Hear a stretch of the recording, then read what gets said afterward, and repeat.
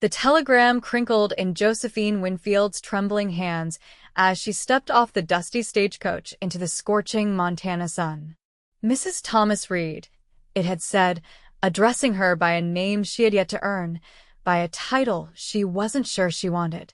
But desperation had driven her west, far from Boston, far from Edward Carmichael and his bruising hands, his whiskey breath, and the marriage her father had arranged that would have been her ruin.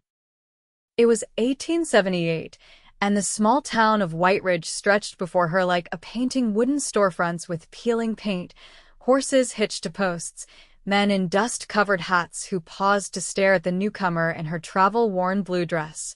Josephine clutched her single carpet bag tighter, scanning the crowd for the man who had answered her advertisement in the matrimonial news 3 months prior. Miss Winfield. The voice came from behind her, deep but quiet. Josephine turned, her heart hammering against her ribs. Standing before her was a tall man with broad shoulders and sun-bronzed skin. His brown hair was neatly combed beneath a wide-brimmed hat, and his eyes clear blue, like a summer sky, regarded her with a cautious politeness she hadn't expected. "Mr. Reid?" she asked, her voice steadier than she felt. He nodded once, removing his hat. "Thomas Reid. Welcome to White Ridge."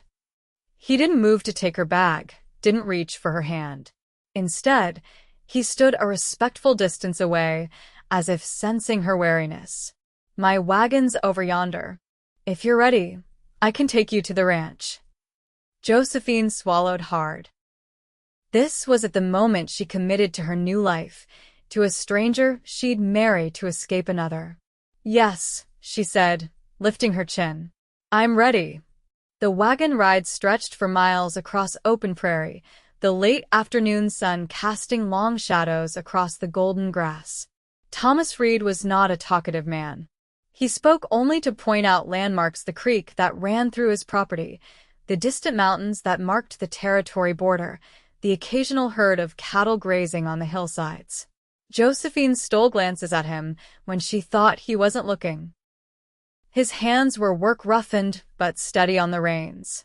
No wedding ring, yet they hadn't discussed when the ceremony would take place. His letters had been straightforward. He needed a wife to help run his ranch, to cook and keep his house. She needed a way out of Boston, away from Edward. It was a practical arrangement. "It's not much," Thomas said as they crested a hill, gesturing toward a 2-story wooden house nestled in a small valley. "Built it myself 5 years ago. Been adding to it since." The house was simple but solid-looking, with a wide porch and chimney. A barn stood nearby, and a corral where several horses grazed peacefully. It wasn't grand like her father's Boston home, but there was something honest about it that eased the knot in Josephine's stomach. "It's lovely," she said, and meant it. Thomas glanced at her, surprise flashing briefly across his features before his expression settled back into its usual reserve. "Thought you might be disappointed. City woman like yourself." "I came west for a reason, Mr. Reid." He nodded, not pressing for details she wasn't ready to share. "Call me Thomas. Seems right, considering they were to be married." The thought sent a flutter of panic through her chest. As they pulled up to the house, the front door opened, and an older woman stepped onto the porch, wiping her hands on her apron. "That's Mrs. Holloway," Thomas explained. "Widow from town. Comes to help with housekeeping a few days a week. Figured you might want another woman around at first." The thoughtfulness of this gesture caught Josephine off guard. She'd expected to be thrown immediately into her duties as a rancher's wife, not to be given time to adjust. "Mrs. Holloway smiled warmly as Thomas helped Josephine down from the wagon, still maintaining that careful distance between them. "Welcome, Miss Winfield. The bedroom's all prepared for you, and there's stew for supper." "Thank you," Josephine replied, clutching her bag tighter. "I'll show you inside," Thomas said, leading the way up the porch steps. "Mrs. Holloway will be staying in the spare room tonight. I'll be in the barn." Josephine stopped short. "The barn? But until we're properly married, Thomas said quietly, his gaze steady on hers. "You'll have the house to yourself at night." I thought you might prefer that arrangement." Relief washed over her, followed quickly by confusion. This wasn't what she'd expected.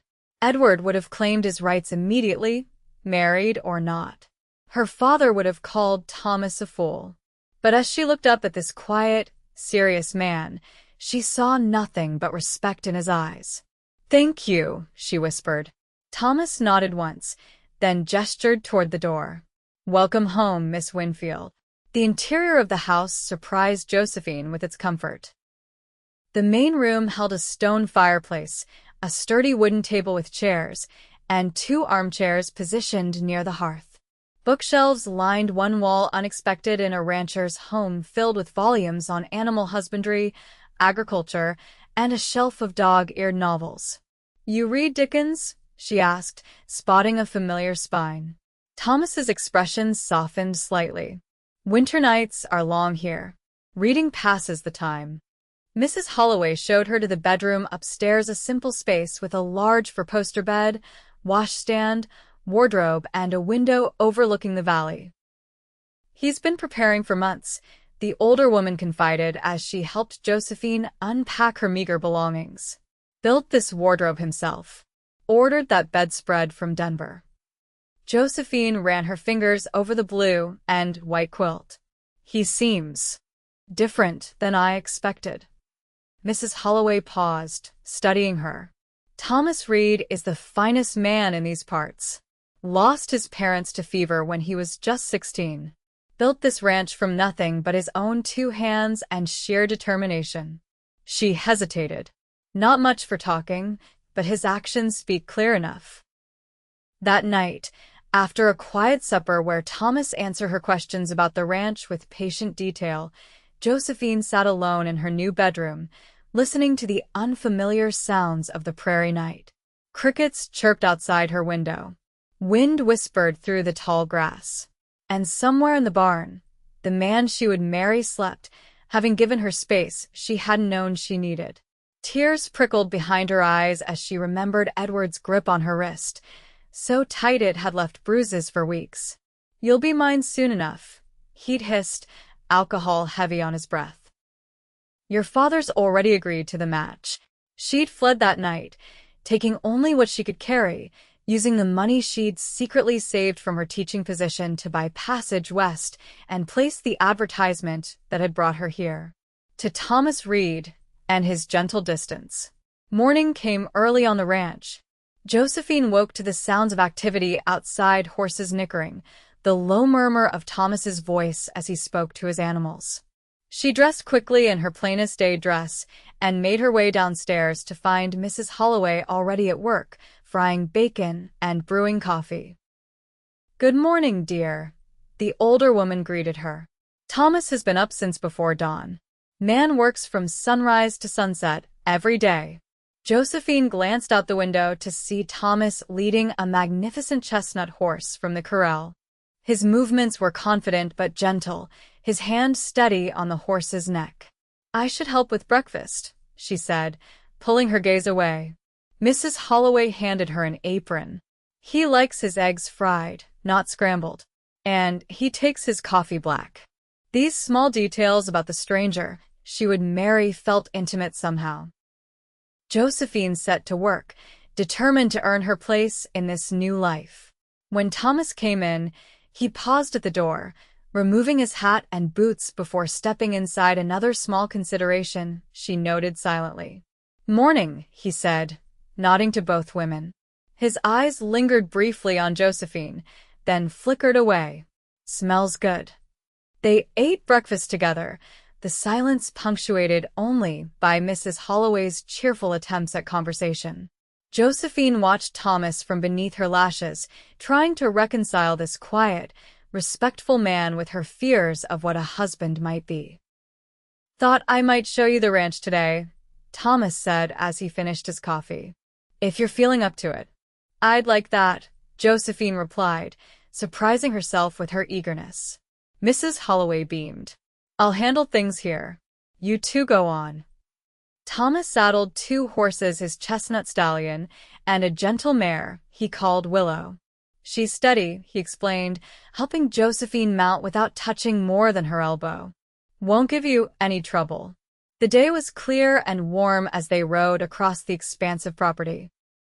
Thomas pointed out the boundaries of his land, the creek where he'd built a small dam to create a reliable water source, the meadow where wildflowers bloomed in spring. It's beautiful, Josephine said as they stopped on a ridge overlooking the valley. How much land do you have?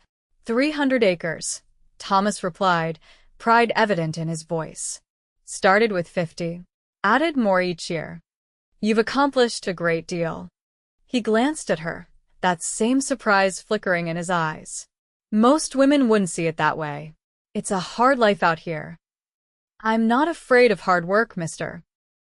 Thomas. A ghost of a smile touched his lips. No, I don't suppose you are.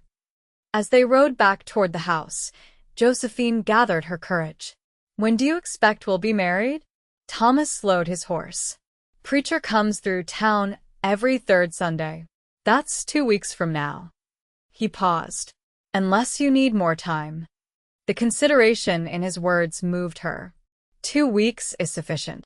He nodded, then added quietly, if you change your mind before then, I won't hold you to it. Bought you a ticket back east just in case. It's in the drawer of your bedside table. Josephine stared at him, speechless. A return ticket represented freedom, a choice she hadn't expected to be given. Why would you do that? She asked finally. Thomas looked straight ahead, his profile strong against the sky. Marriage should be a choice freely made, not a trap. Something warm and unfamiliar uncurled in Josephine's chest as they rode the rest of the way in silence. The days fell into a rhythm. Josephine learned the routines of ranch life, cooking hearty meals, tending the vegetable garden. Mrs. Holloway had started, gathering eggs from the small chicken coop behind the house. Thomas worked from dawn till dusk, returning each evening dusty and tired, but always taking time to clean up before coming to the table. They began to talk more during suppers. Thomas told her about his cattle, his plans to expand the herd, the challenges of ranching in a territory where the law was still being established.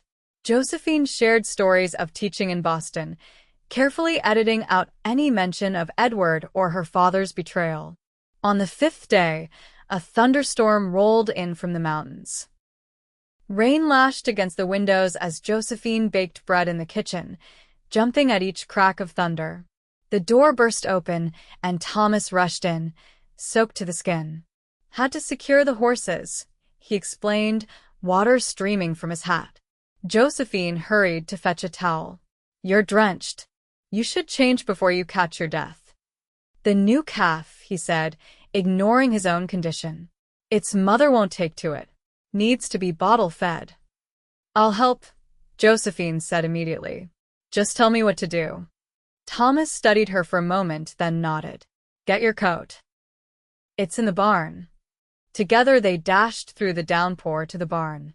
Inside, it was warm and dry, smelling of hay and animals. In a small pen, a tiny black calf lay shivering on a bed of straw. Poor thing, Josephine murmured, kneeling beside it. His mother rejected him, Thomas said, mixing milk and molasses in a bottle. Happens sometimes. No reason for it. Josephine stroked the calf's head. What will happen to him? We'll raise him by hand. Thomas handed her the bottle. Want to try?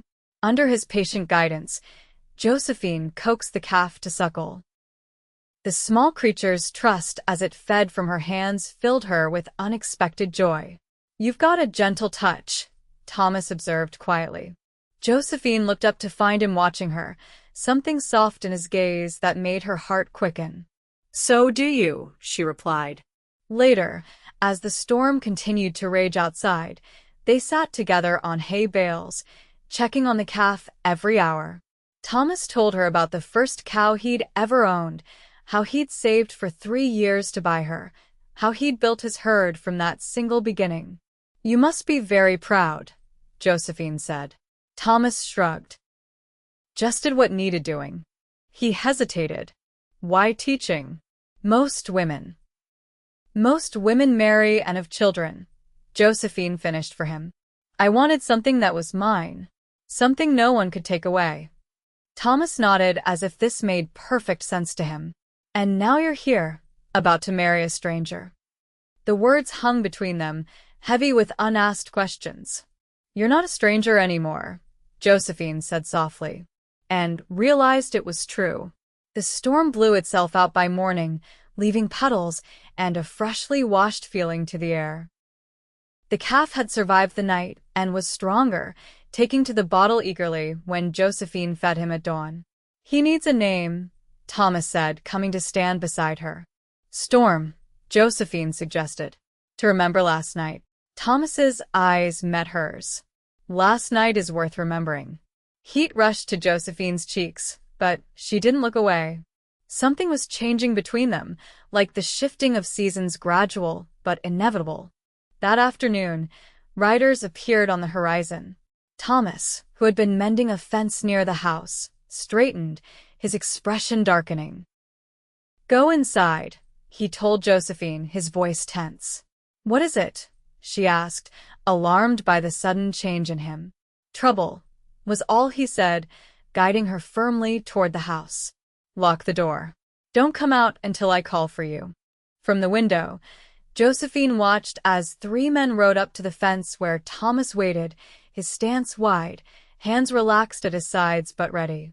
She couldn't hear the conversation, but she could see the tension in Thomas's shoulders, the aggressive posturing of the lead rider, a heavy-set man with a black beard. The conversation grew heated. The bearded man jabbed a finger at Thomas, who stood his ground, shaking his head. Finally, with obvious reluctance, the riders turned and galloped away, but not before the leader spat on the ground at Thomas's feet. When Thomas came inside, his face was grim. Who were they? Josephine asked. Jack Drummond and his boys, Thomas replied, pouring himself a rare midday whiskey. Owns the big spread north of here. Thinks he owns the whole valley. What did he want? Thomas took a swallow of whiskey. My land. Specifically, the creek access. Offered to buy it. When I refused, he suggested you might be reason enough for me to sell. Josephine's blood ran cold. What do you mean? Thomas met her eyes directly. He said a woman like you wouldn't last a winter out here. That I'd be burying you by Christmas if I didn't take his offer and move to town. That's ridiculous, Josephine said, anger flaring. I'm stronger than I look.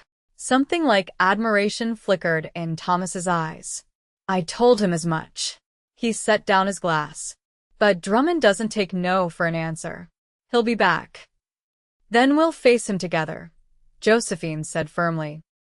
Thomas studied her for a long moment, then nodded, the ghost of a smile touching his lips. Together. That night, Josephine lay awake, thinking about Thomas standing alone against 3 men, defending his land, defending her. It was a different kind of strength than Edward's brute force. Thomas's power was quiet, steady, rooted in principle rather than dominance. The next morning, she found him in the garden, digging new beds for the vegetables she'd mentioned wanting to plant. You don't have to do that, she said, watching him work. Thomas wiped sweat from his brow.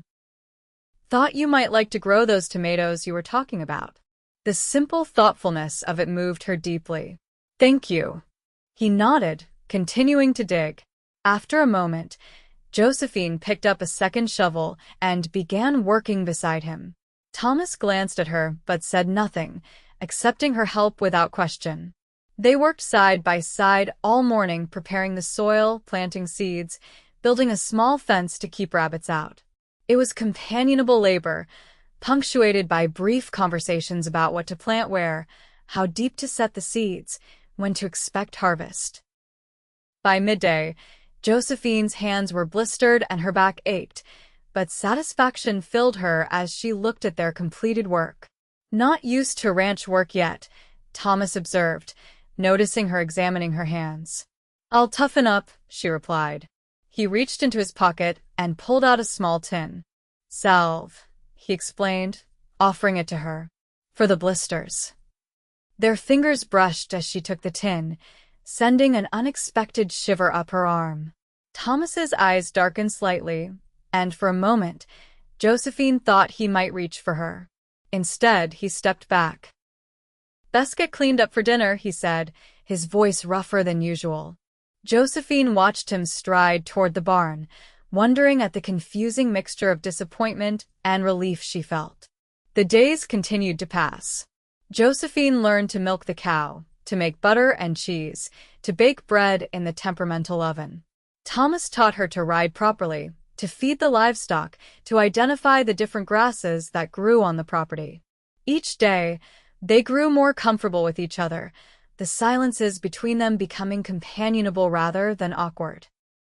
Sunday arrived, and with it came the realization that they would be married in just 1 week. Thomas hitched the wagon early, dressed in his best shirt of faded blue cotton that matched his eyes. "Thought you might like to attend services in town," he explained. "Meet some of the neighbors." Josephine wore her second-best dress, a green cotton with minimal bustle that wouldn't be too impractical for the ride. As Thomas helped her into the wagon, his hands were gentle on her elbow, steadying rather than controlling. The town of White Ridge was busier than it had been when Josephine arrived. Sunday brought people in from the outlying ranches and farms, filling the small wooden church to capacity. Heads turned as Thomas escorted Josephine to a pew near the back. Whispers followed them, curious glances that assessed and wondered. "That's Thomas Reid's mail-order bride," she heard someone whisper. "Pretty thing," another voice replied. "Won't last a winter." Josephine lifted her chin, refusing to be cowed by their judgment. Thomas, sensing her tension, placed a protective hand on the back of the pew behind her, not touching her, but present. After the service, Thomas introduced her to neighbors and townspeople. Most were welcoming, if curious. The blacksmith's wife, Mrs. Turner, invited Josephine to join the ladies' quilting circle. The storekeeper's daughter, a girl of about 16, asked shyly about Boston fashions. Miss Winfield was a teacher back east, Thomas told them, a note of pride in his voice that warmed Josephine unexpectedly. "A teacher?" Mrs. Turner exclaimed.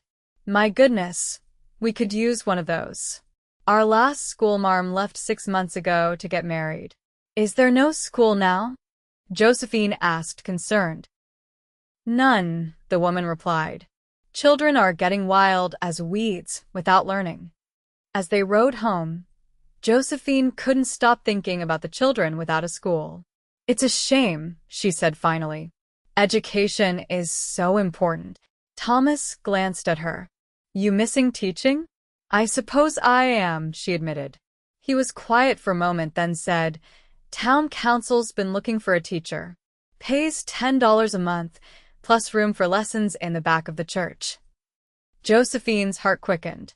"Are you suggesting I might be a rancher's wife and a teacher?" Thomas finished for her. "Why not? It's only 3 days a week. I could drive you in." The offer took her breath away. Edward would have laughed at the suggestion. Her father would have forbidden it outright. But Thomas spoke as if it were the most natural thing in the world. "You wouldn't mind?" she asked carefully. Thomas guided the horses around a bend in the road. "Seems a waste not to use your learning. And the children need schooling." Impulsively, Josephine reached out and touched his arm. "Thank you." Thomas looked at her hand on his sleeve, then up at her face. Something passed between them, a current of understanding, of mutual respect that felt more intimate than any physical touch. "You're welcome," he said softly. That evening, as Josephine prepared for bed, she found herself studying her reflection in the small mirror above the washstand. The woman who looked back at her seemed different from the frightened girl who had fled Boston. There was color in her cheeks, a steadiness in her eyes that hadn't been there before. She thought about the return ticket in her bedside drawer. She hadn't opened it once. The next morning, Josephine was feeding the chickens when hoofbeats announced a visitor. Thomas emerged from the barn, hand resting casually near his hip, where she knew he carried a pistol. The rider was a young man, barely out of his teens, wearing the dusty clothes of a ranch hand. He tipped his hat nervously to Josephine before addressing Thomas. "Mr. Reid, sir. Mr. Drummond sent me with a message." Thomas's expression hardened. "What does Drummond want now?" "He's upped his offer for your creek access. Says to tell you he'll pay double what he offered before." "Not interested," Thomas replied flatly. The young man shifted uncomfortably. "He said you'd say that." "Said to tell you he won't take no for an answer." "Said." He glanced apologetically at Josephine, said a smart man knows when he's outmatched. Thomas took a step forward. "You tell Drummond my answer's still no. And if he or any of his men set foot on my property again, they won't be leaving on their own 2 feet. The messenger gulped, nodded, and wheeled his horse around, galloping away in a cloud of dust. "What does he really want?" Josephine asked when they were alone. Thomas's jaw worked. "Control. My creek feeds into the river that waters half the valley. If he controls the water, he controls every ranch for 20 miles. Can he do that? Not legally. But law's still catching up out here." Thomas gazed at the horizon where the messenger had disappeared. Drummond's not a man who cares much about legalities. Concern knotted in Josephine's stomach. "Is it dangerous?" Thomas turned to her, his expression softening.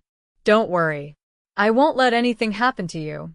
"I'm not worried about me," Josephine said. "I'm worried about you standing alone against him." Something shifted in Thomas's eye, surprise, followed by a warmth that made Josephine's heart skip. "I'm not alone anymore," he said quietly. "Am I?" The question hung between them, weighted with meaning beyond the immediate threat of Jack Drummond. "No," Josephine replied softly. "You're not." That night at supper, Thomas seemed distracted, pushing food around his plate rather than eating. "Is something wrong?" Josephine asked finally. Thomas set down his fork. "Been thinking about Sunday." "The wedding," Josephine supplied when he didn't continue. He nodded, eyes meeting hers. "Need to ask you something important." Josephine's heart raced. Was he having second thoughts? "Yes." "Are you sure?" The question was simple, direct, like the man himself. "About marrying me. About staying here." Josephine considered her answer carefully. "When I came west, I was running from something. Someone. I didn't know what to expect when I arrived." Thomas waited patiently for her to continue. "I expected a marriage of convenience. A business arrangement. I never expected." She hesitated, searching for the right words. "What?" Thomas prompted softly. "Kindness," she finished. "Respect. The way you've never pushed or demanded or—" She faltered, memories of Edward's rough hands flashing through her mind. Understanding dawned in Thomas's eyes. "Someone hurt you. Back east."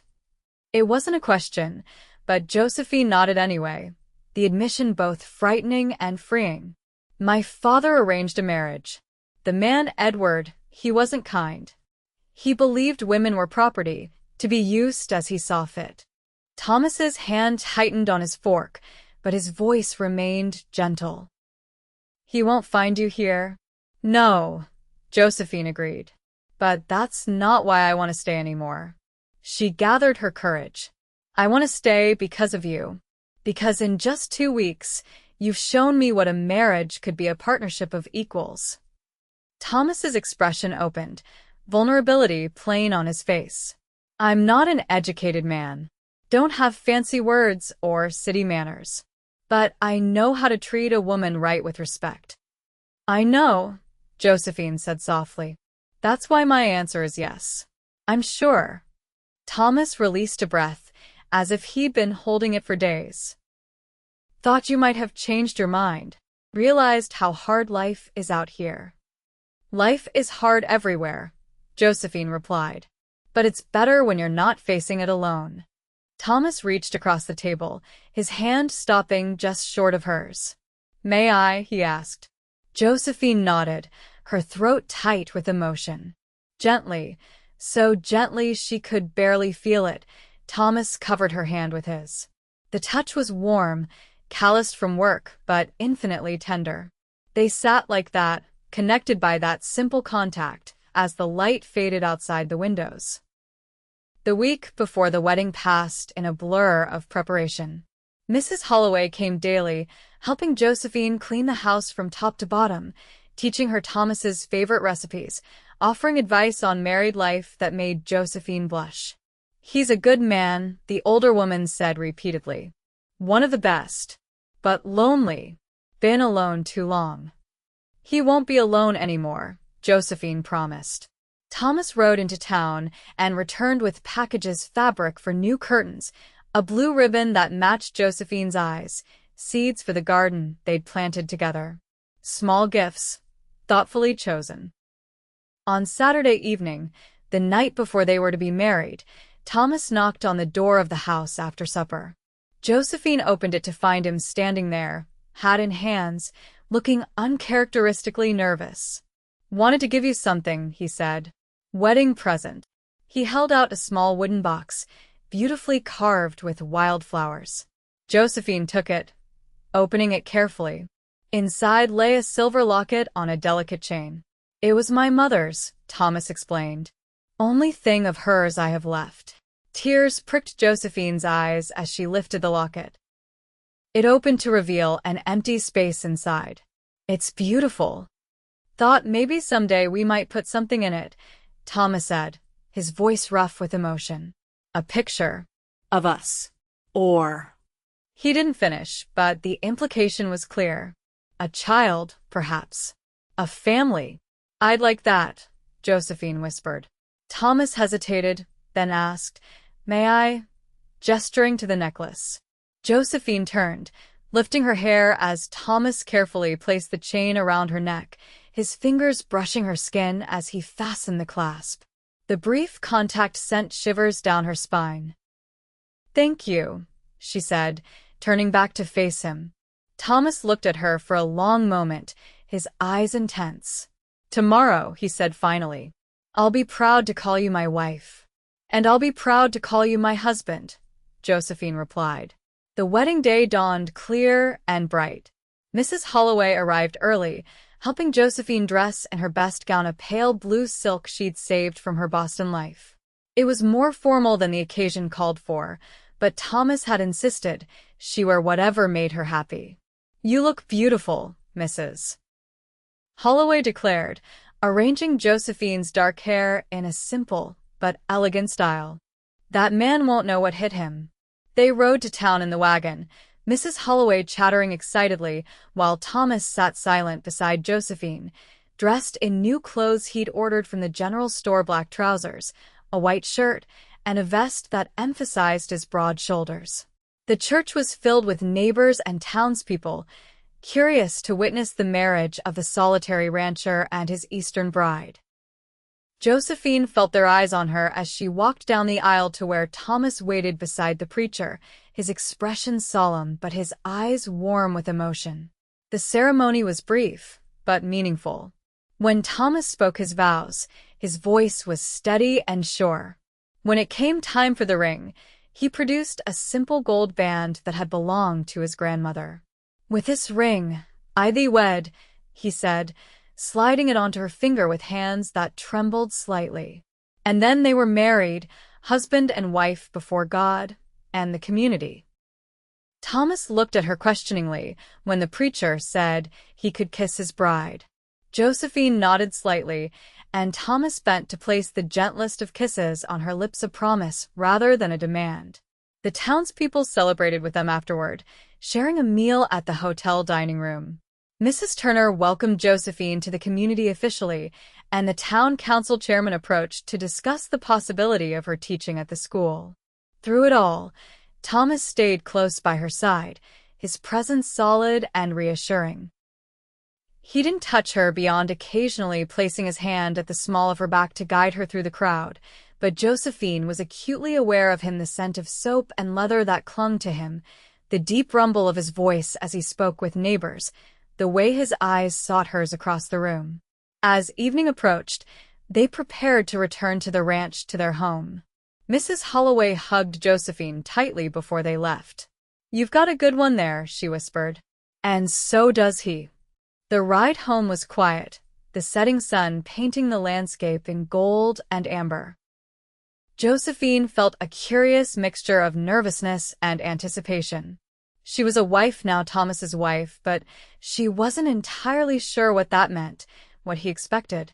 As if reading her thoughts, Thomas said quietly, "Nothing changes unless you want it to." Relief and something like disappointment mingled in Josephine's chest. "What do you mean?" Thomas kept his eyes on the road. "Mean I won't rush you. We'll go at your pace. If you want to keep your room to yourself for a while, that's fine by me." The consideration in his words moved her deeply. "And if I don't want to be alone tonight?" Thomas's hands tightened on the reins, but his voice remained steady. "Then you won't be." When they reached the ranch, Thomas helped her down from the wagon, his touch lingering slightly longer than necessary. He took care of the horses while Josephine went inside to change out of her wedding finery. The house felt different now, not just his, but theirs. Their home, their future together. Thomas entered some time later, having changed into his everyday clothes. He stood awkwardly in the doorway of the main room, looking at her with a question in his eyes. Josephine crossed to him, taking his hand in hers. "I don't want to be alone tonight," she said softly. Thomas's eyes darkened. Gently, he raised her hand to his lips, pressing a kiss to her knuckles. "I'll never hurt you," he promised. "Never raise my voice or my hand to you. Never take what isn't freely given." Tears sprang to Josephine's eyes. "I know," she whispered.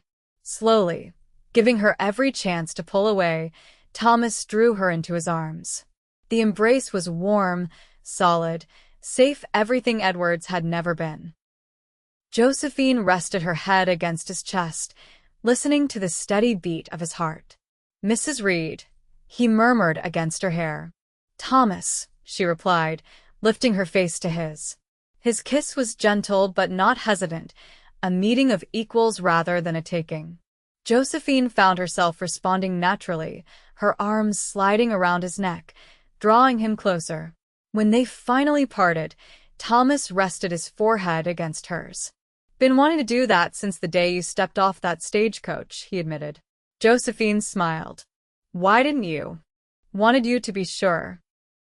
Wanted you to choose me, not just need me." The distinction meant everything. Josephine reached up to touch his face, tracing the line of his jaw. "I choose you, Thomas Reid."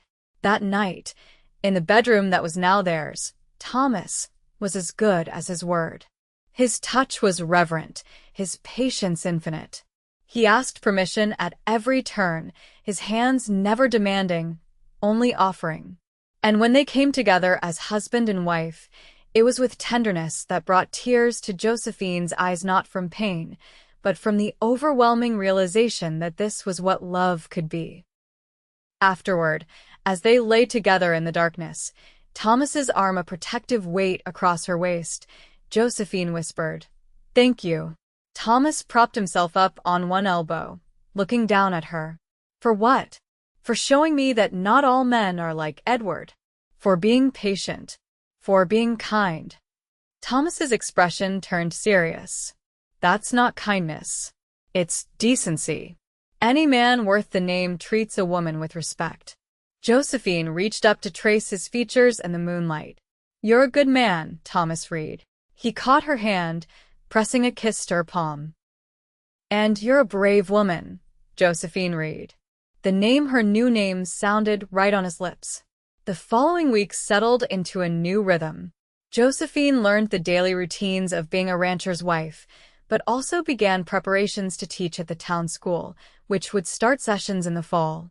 Thomas built bookshelves in the main room for her small collection of books, adding to them with volumes he ordered from Denver. Their evenings were spent together, sometimes reading aloud to each other, sometimes just talking about their days. At night, they shared the master bedroom, their physical relationship growing as naturally as their emotional one. A month after their wedding, Jack Drummond returned, this time with 5 men riding behind him. Thomas was mending a fence near the creek when they arrived. Josephine, who had been hanging laundry, saw them coming and hurried inside for Thomas's rifle. By the time she returned, Drummond and his men had surrounded Thomas, who stood with his back to a large oak tree, hands loose at his sides. "Last chance, Reid," Drummond was saying as Josephine approached, rifle in hand. "Sell me the water rights, or there'll be trouble." "There already is trouble," Thomas replied calmly. "You're trespassing on my land." Drummond laughed, an ugly sound. "6 of us, 1 of you. Those ain't good odds, boy." "2 of us," Josephine corrected, stepping forward with the rifle steady in her hands. "And I was champion of the ladies' shooting club in Boston 3 years running." It was a lie. She'd never held a rifle before. Thomas taught her the basics, but Drummond didn't know that. His eyes narrowed as he took in the determined woman standing beside her husband. "You'd best listen to my wife," Thomas said, a note of pride in his voice. "She's a better shot than me on a bad day." For a tense moment, no one moved. Then Drummond spat on the ground. "This ain't over, Reid." "Yes, it is," Thomas countered. "Unless you want the sheriff involved. Attempted land grab, trespassing, threatening with deadly weapons, that's enough to send you to territorial prison." Drummond's face darkened with anger, but he recognized the truth of Thomas's words. "Come on, boys," he growled, wheeling his horse around. "We'll settle this another day." As they rode away, Thomas turned to Josephine, taking the rifle gently from her hands. "Champion of the ladies' shooting club?" A smile tugged at her lips. "I may have exaggerated slightly." Thomas laughed, a full, rich sound she'd rarely heard from him. "Remind me never to play poker with you, Mrs. Reid." His expression grew serious. "That was brave. Foolish, but brave." "I wasn't going to let him threaten you," Josephine said firmly. Thomas studied her face, then leaned down to kiss her softly. "We make a good team." "Yes," Josephine agreed. "We do." That evening, as they sat on the porch watching the sunset, Thomas said, "Been thinking about Drummond. Do you think he'll come back?" Thomas nodded. "Eventually. Man like that doesn't give up easily." He paused. "Think we should build the house up a bit. Add a room or 2. Josephine looked at him questioningly. "Because of Drummond?" No. Thomas's eyes held hers steadily. "Because someday we might need more space. For a family." The word hung in the air between them, full of possibility. Josephine's hand went instinctively to her stomach. "A family," she repeated softly. "If you want that," Thomas added quickly. No rush. Just thinking ahead. Josephine leaned against his shoulder. "I do want that. Someday." Thomas slipped his arm around her, drawing her closer. "Someday," he agreed. Fall came to the valley, painting the landscape in russet and gold. Josephine began teaching at the town school 3 days a week, just as planned. The children were eager to learn, and she found herself looking forward to each session, returning home to share stories with Thomas about her students' progress. Thomas added a room to the house, working evenings and weekends to have it finished before winter set in. He didn't say what it was for, but Josephine knew it was an act of faith, a space for the future they both hoped for. In November, snow fell, blanketing the ranch in pristine white. Josephine stood at the window, watching Thomas break ice on the water trough for the horses, his breath clouding in the cold air. "Beautiful, isn't it?" Mrs. Holloway said, coming to stand beside her. The older woman still came once a week to help with laundry and to share news from town. "Yes," Josephine agreed, her eyes on her husband. Mrs. Holloway chuckled. "I wasn't talking about Thomas, dear, though I can't fault your taste." Josephine blushed. "The snow is beautiful, too." "First winter's the hardest," Mrs. Holloway warned. "But you're tougher than you look. You'll do fine." That evening, as they sat before the fire, Thomas reading aloud from a new novel while Josephine mended one of his shirts. A sudden pounding on the door startled them both. Thomas rose quickly, motioning for Josephine to stay seated as he took his pistol from its holster hanging by the door. "Who's there?" he called. "Please help," a woman's voice cried. "My husband's hurt bad." Thomas opened the door cautiously to reveal a young woman, no more than 20, snow-covered and desperate. "Please," she begged. "Our wagon broke and axled 2 miles back. My husband tried to fix it, and the jack slipped. He's pinned underneath." "Josephine," Thomas said, immediately taking charge. "Get blankets, bandages, whiskey. I'll hitch the team." Within minutes, they were in the wagon, following the young woman Sarah. She said her name was back to where her husband lay trapped beneath their broken wagon. The man was barely conscious, his face gray with pain and cold. "Hold on," Thomas told him, assessing the situation quickly. "We'll get you out." It took all of Thomas's strength and ingenuity to lift the wagon enough for Josephine to pull the injured man free. His leg was badly broken, bone protruding through the skin. "He needs a doctor," Josephine said, wrapping the wound as best she could. "Nearest one's in Billings," Thomas replied grimly. 2 days' ride in good weather. "Then we take them home," Josephine decided. "We can care for him until he's stable enough to travel." Thomas nodded, helping the injured man onto their wagon while Sarah climbed up beside her husband, holding his hand and murmuring encouragement. Back at the ranch, they settled the couple in the spare bedroom. The man James Miller drifted in and out of consciousness as Josephine cleaned and bandaged his leg, using skills she'd learned from a doctor who had boarded with her family in Boston. "Will he live?" Sarah asked tearfully, clutching her husband's hand. "He's young and strong," Josephine replied, trying to sound more confident than she felt. "And the bone is clean. If we can prevent fever, he has a good chance." For 3 days, they tended to James around the clock. Thomas rode to neighboring ranches, looking for anyone with medical knowledge who might help. Josephine barely slept, changing bandages, spooning broth into the injured man, applying cold compresses when fever set in. On the 4th day, James opened his eyes, clear and alert for the first time. "Sarah?" he called weakly. "I'm here," his wife replied, tears of relief streaming down her face. Josephine slipped out of the room to give them privacy, finding Thomas in the kitchen making coffee. "He's awake," she told him. "I think the worst is past." Thomas handed her a cup of coffee. "You did that.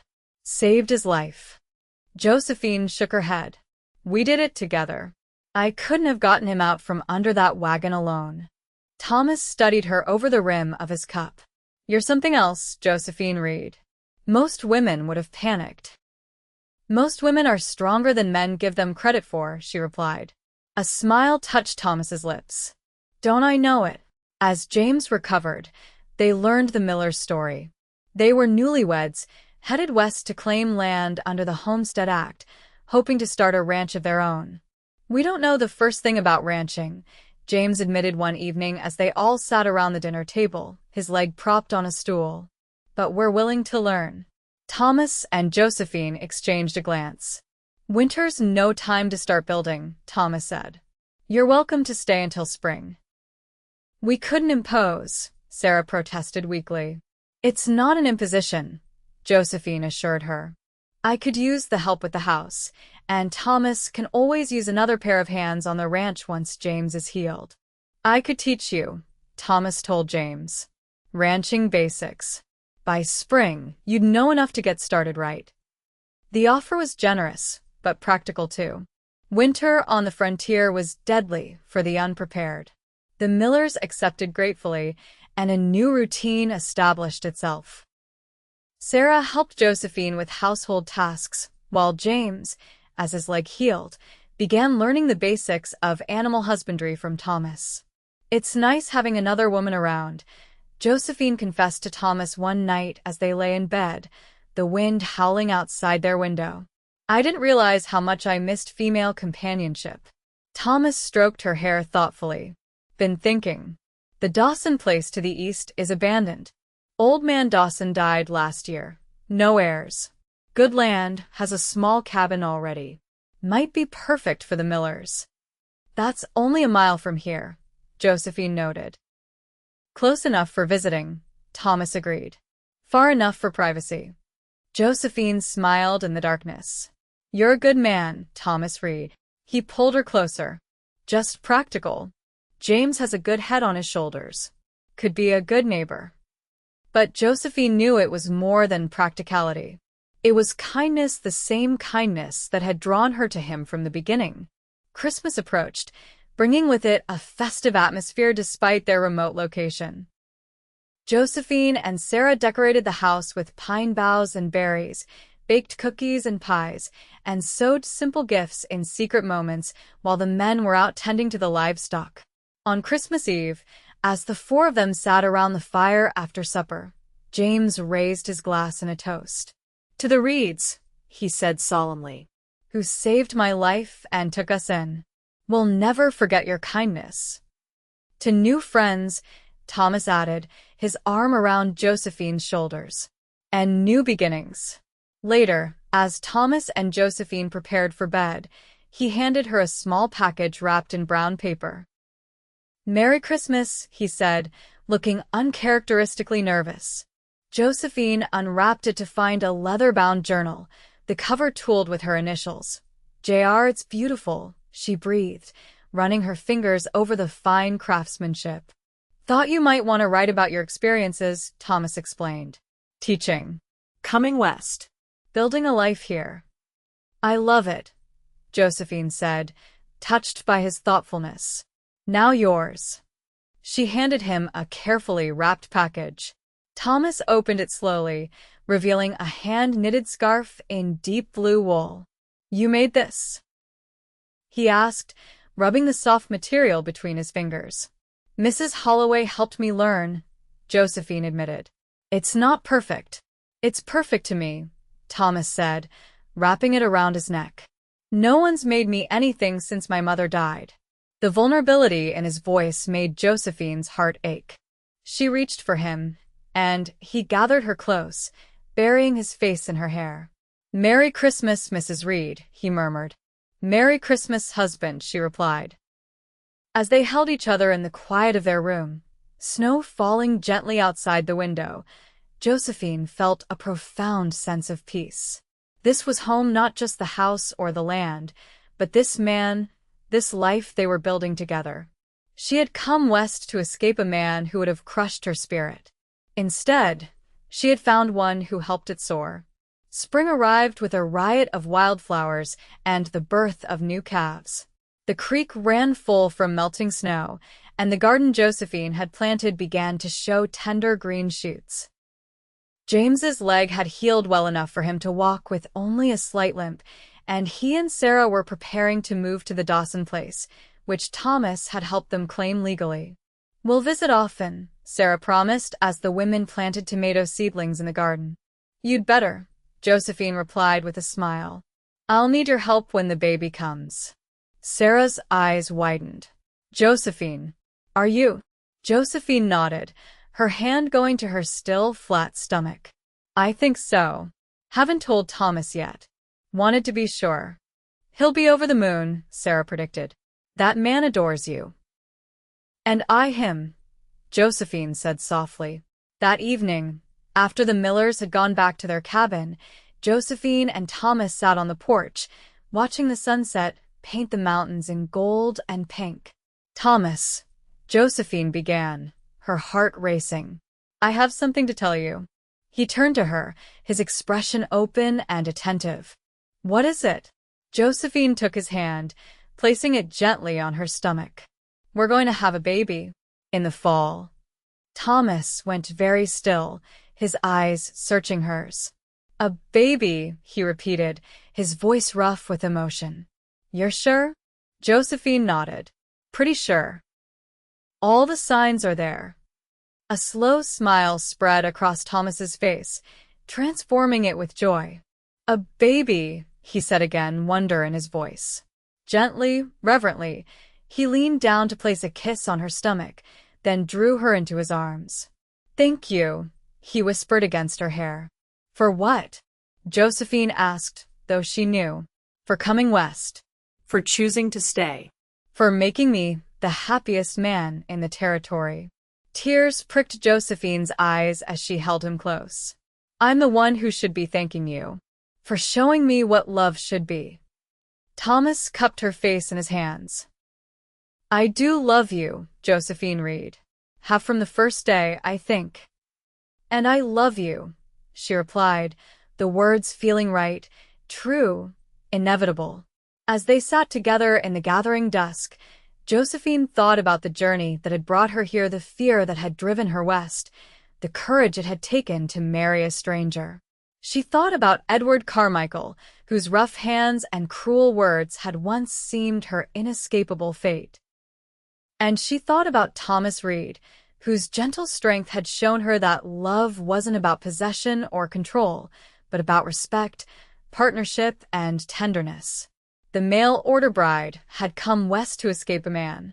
Instead, she had found one worth staying for, a man who had never touched her roughly, who had given her not just a home, but a future filled with hope. As if reading her thoughts, Thomas pressed a kiss to her temple. "Happy?" he asked. Josephine leaned into his embrace, feeling their child growing beneath her heart, seeing their life stretching before them like the vast Montana sky. "Completely," she answered, and knew it was the simple truth.